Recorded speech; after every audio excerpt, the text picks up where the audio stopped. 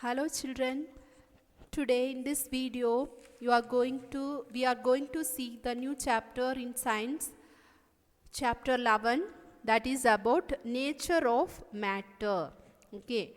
So children, you know what is meant by matter? So let's learn briefly about what is meant by matter. We see several materials in our daily life, isn't it children? So we are seeing many things in our daily life. Some we are using, some we are not using, and these materials are called as matter. Okay, these materials are called as matter. These materials are not just like one another. Yes, every object there will be a difference. Okay, so all the materials are called as matter, and the materials are in different forms. Okay, so they have difference in their shapes, color, brightness, then size, appearance. Okay, so all the materials in the universe are called as matter. So in this picture you can see different objects, yes, which is having different forms, their shapes, there is a difference, as in their color there is a difference, their form there is a difference, yes. So all the materials in the world is called as matter. Now scientifically all these materials are called as matter. Okay, scientifically we will name these materials as matter. Matter is made up of smallest particles. Okay, so smallest piece of matter is called as particles. What is meant by particles? Smallest piece of matter is called as particles. So all the matter or all the materials is made up of particles, and the particles in the matter is invisible. We cannot see through our naked eye. It cannot be seen through our naked eye. Now let's see about properties of matter. So there are two important properties of matter. They are, first one is matter occupies space. Matter occupies space. Matter has mass. Okay, matter occupies space. Matter has mass. So let's see the property briefly by doing some activity. So here in your reader, page number 134, if you are seeing there, you can see one activity which illustrate that matter occupies space. Okay, so what you are going to take? You have to take wheat flour, okay, and you should take one bowl. You should pour the wheat flour on that bowl from a box. Okay, so from this box you are pouring a wheat flour into a bowl. Okay, so when you are filling that bowl, the space in the bowl gets occupied, gets filled by the wheat flour. So from this what you understand, that wheat flour is a matter which occupies space present in the bowl. Now next property is, that is matter has mass. So here is one activity. For this activity you are going to take one glass beaker, you are going to take one plate, you take a stone with a thread. Okay, so you should take four things for this activity: stone, thread, glass beaker, plate. So now what you should do? You should put a glass beaker completely filled with water. You should fill glass beaker with water, and you should place this glass beaker on a plate. Now tie stone with a thread and immerse a stone into the beaker as shown in the figure. Okay, so when we are immersing the stone into the beaker, the water in the beaker, it's spilled out. Yes, so it will spill out. Why it's water spill out? Because this stone has mass. Mass means nothing. Stone has weight. Okay, because of the weight, because of the mass of the stone, when we are immersing the stone in the glass beaker, water from the beaker spill out. Okay children, understood? So from this what you understand? Matter has mass. Okay, so all the matter has mass.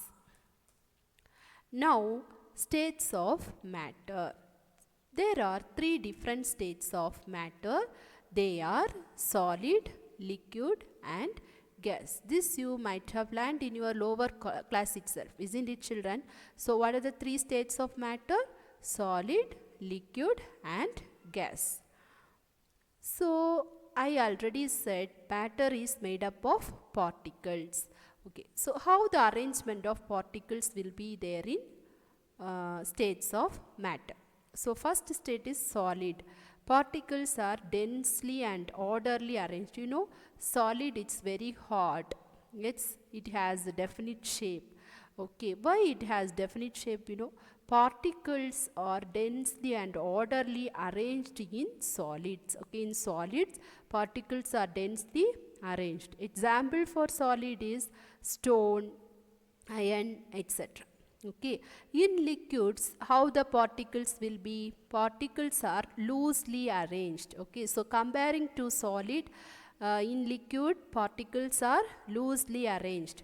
Example for liquid, water, milk, etc. Okay, in gases, particles are rarely arranged. Example for gases, air, smoke, etc.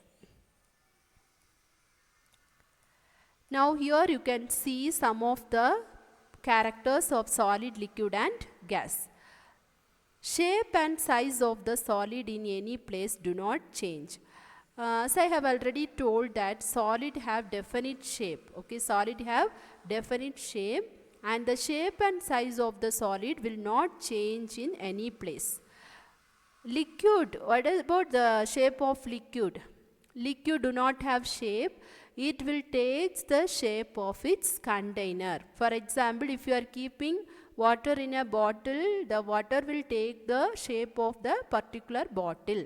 Okay, so liquid takes the shape of its container but does not change in size.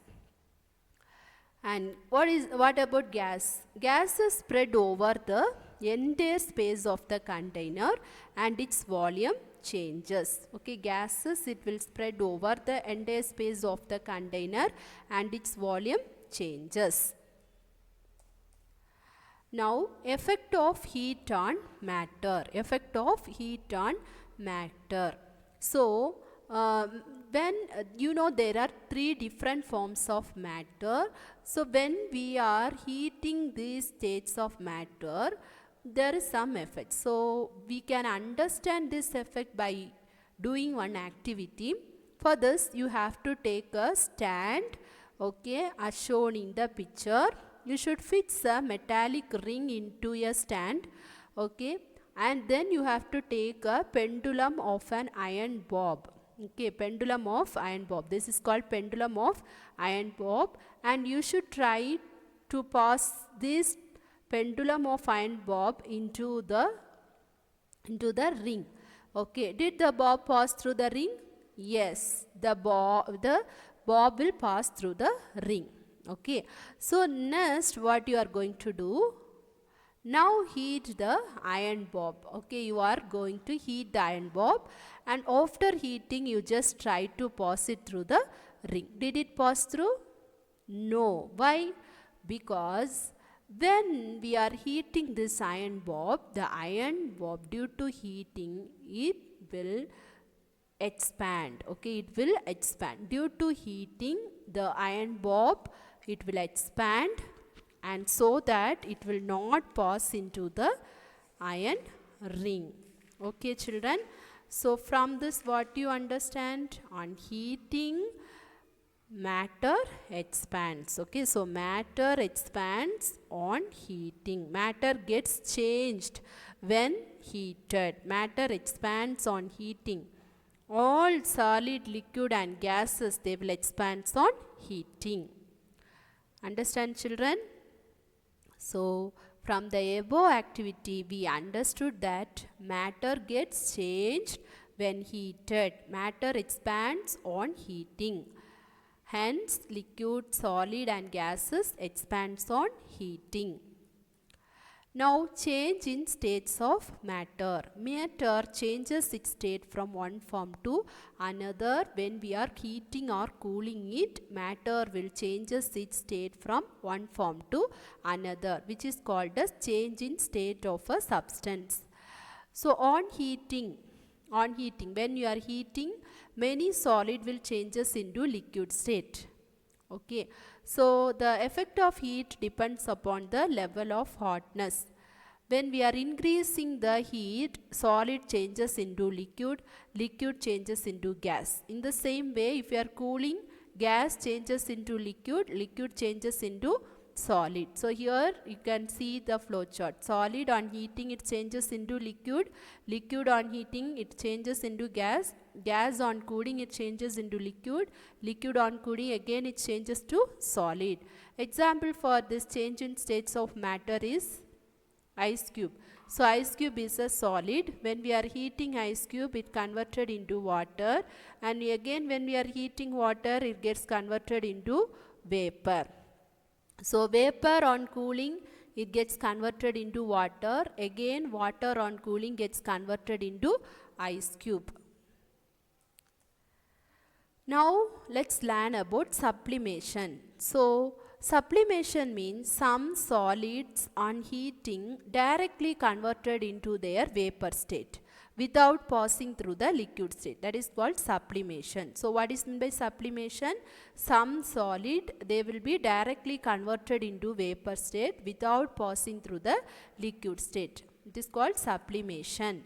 Example, camphor iodine. So here is the activity which shows that sublimation process. Here you are going to take naphthalene ball. Naphthalene ball, you know, no, we used to use in our home to prevent cockroach, insects, etc. So take a few naphthalene ball in a evaporating dish. This is called evaporating dish. So you should place naphthalene ball in an evaporating dish. You have to close it with a glass funnel. Okay, now take some cotton and close the other end of the funnel. You should heat the dish slowly.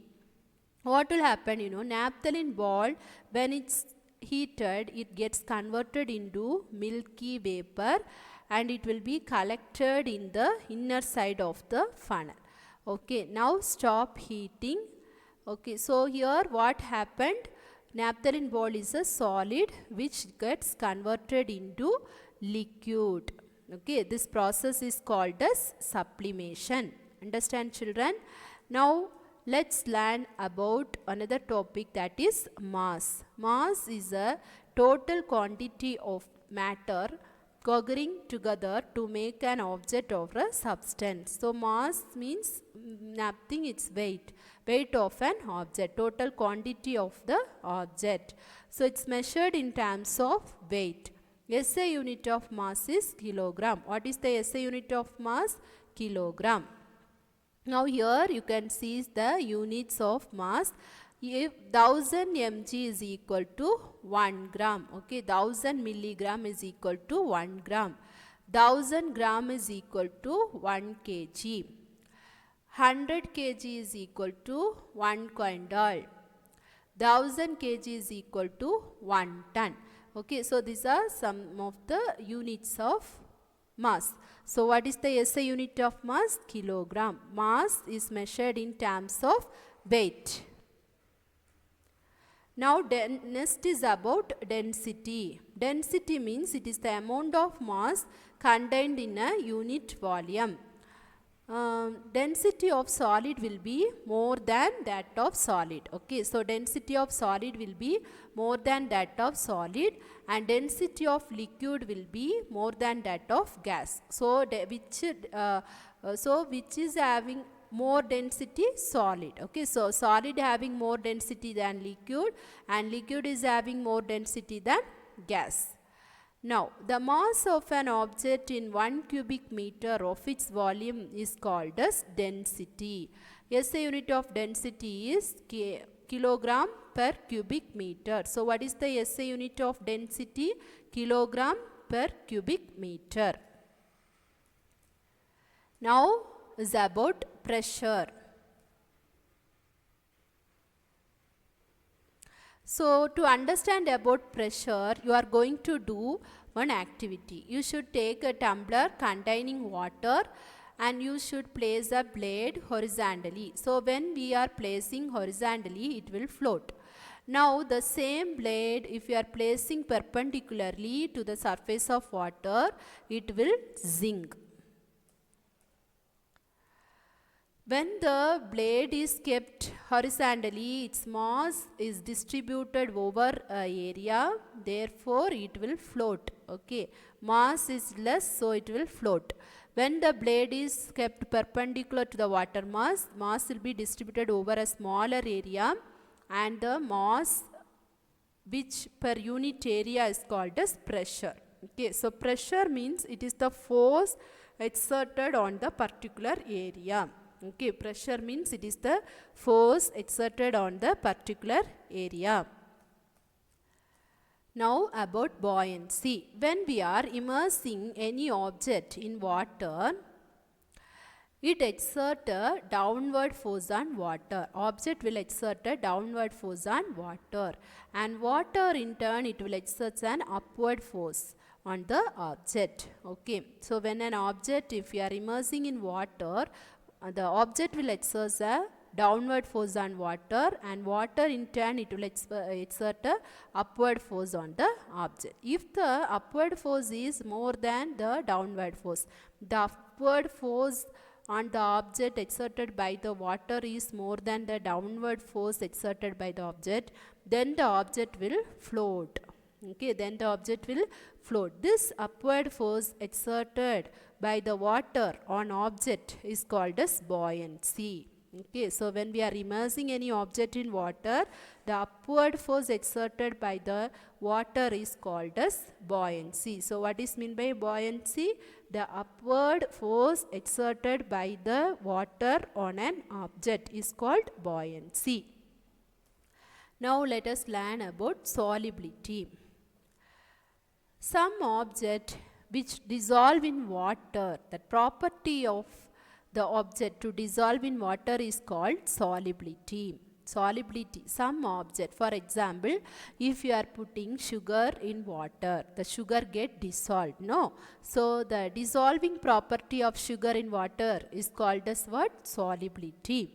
Okay, some object they do not dissolve in water. Okay, so what is meant by solubility? The property of the object to dissolve in water is called as solubility. I hope that you all understand about the states of matter and properties of different states of matter. If you have any doubt, you can ask children. Thank you.